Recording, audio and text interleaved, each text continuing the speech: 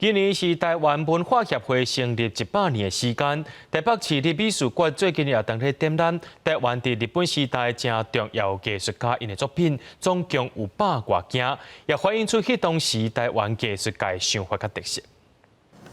这是日本时代艺术家桂雪娥所画《南街温真草图》，就实了后，原图展现出潮化街季节的热闹景象。台北市立美术馆配合文协活动，将1920年到1940年代台湾美术家、摄影家等等的经典作品，将近100多件，以走向世界台湾新文化运动中的美术反转力做主题来展出。那你会看到一些西洋的东西，譬如说像是计时钟表店，表达了一种呢，就是西方跟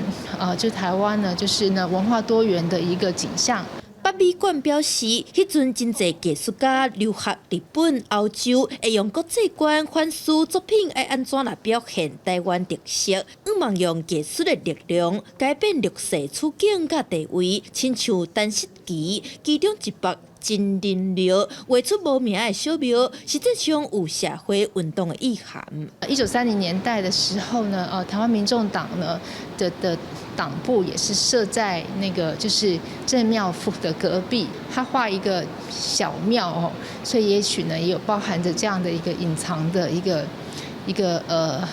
意涵在。因为时代背景，有画作创造对市民压迫的抵抗精神。除了画作，阁有写真艺术的主题，展览到11月底，互外界看到迄个时代艺术家为着个人、民族争取权利的使命感甲精神。